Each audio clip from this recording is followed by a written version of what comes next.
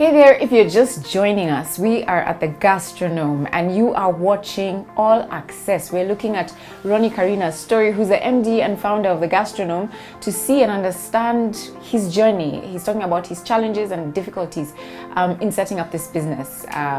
So please watch and enjoy.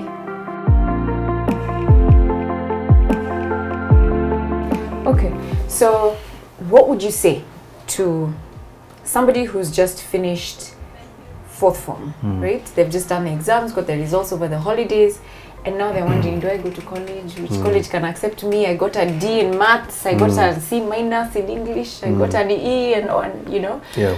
Didn't do well at all, is feeling extremely discouraged, and there are many. I think I saw 300,000 of them, or 184,000, I can't remember the figure now, but then the hundreds of thousands who are not going to go to college or university in Kenya because they didn't do well.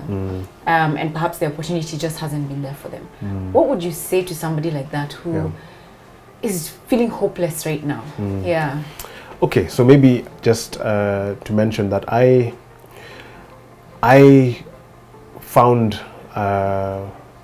out that I basically did not put in the effort that I should have done in school. I was that, like Sean, my son, very playful, any excuse not to do any homework, Skype classes, do anything other than schoolwork. So if it's any encouragement to them, I can't say I was a very top student.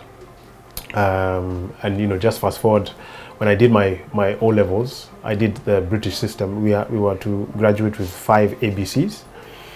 I didn't. I only managed to get 3, and I think that was in maths, bio. I think bio I got a B, maths I got a C, and something else. I can't remember. So I failed in English, and Mom used to ask me, "How do you fail in English?" What did you get in English? I think English I got an E. And geography I got a D. So my life came to a standstill. I'm like, now, you know, I'm being asked, how are you going to go further from where you are? Where can we go? We're paying so much school fees, blah, blah, blah. So she told me the only way you're going to break through from this is if you resit your exams. And I'm like, man, I'm going to repeat. I'm going to resit. So she convinced me and she said, Sawa. And I said, okay, I'm going to do it. So I did it. It was, you know, going back to your old school, you're a student who has finished, you're How old were you? sitting exams, maybe 18. Yeah, and so you're going back. So I'm going back. Where 16-year-olds are. Exactly. And sitting exams with them. Sitting exams with them. Sitting there, you know, having to study. I had to take tuition. Who made that decision though? Was it you? I made it, yeah. So mom actually said the only way you're going to move from where you are into anything else is if you do these things. You resit. You resit this too. So at that point I was like, this is actually a reality. Yeah. I have actually put myself in a space where I have to do this in order to move from where I am. And I was like, this is all my doing. You know, I used to be a very playful child, very playful. So anyway, sat the exams, passed the exams. So I had to take tuition as well because I've forgotten, you know, what these things are. So I had to take tuition, passed the exams, and my career just began to take shape from there. So finished with the exams, joined Top Chefs. After Top Chefs, you know, finished as the top student of Top Chefs. You know, got awards. Which is such a I mean, like from an E and a D to the top guy who, you know, is creating stories at Top Chefs and awards.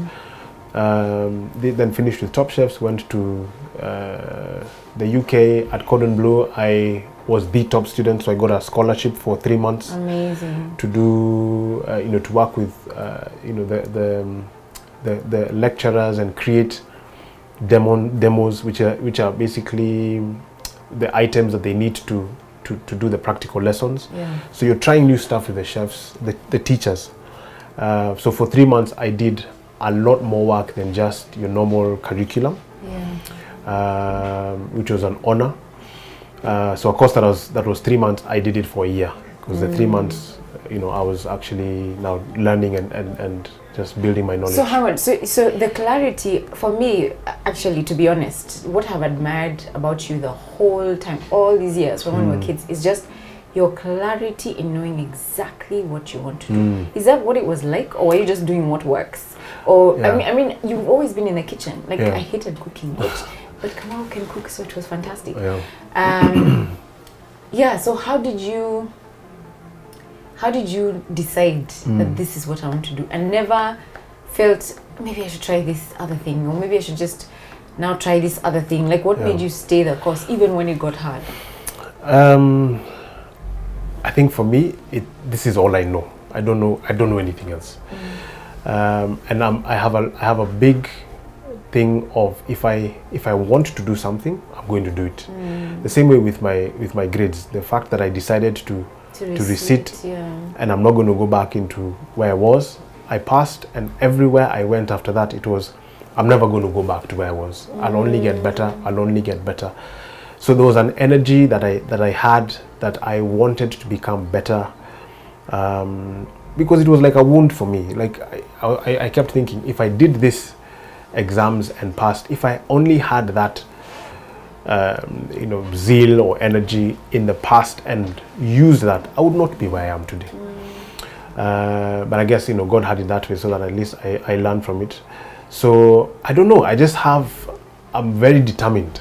Like if I put my mind into something, I'm going to do it. We walk into meetings many times, and Chidi is just knocking my leg under the table because I'm giving the client everything, and I'm like, I'm going to do that because it's going to get me through the door, and it will lead to many more other things. Yeah. So why did I get to where I am? Just a spirit of not giving up.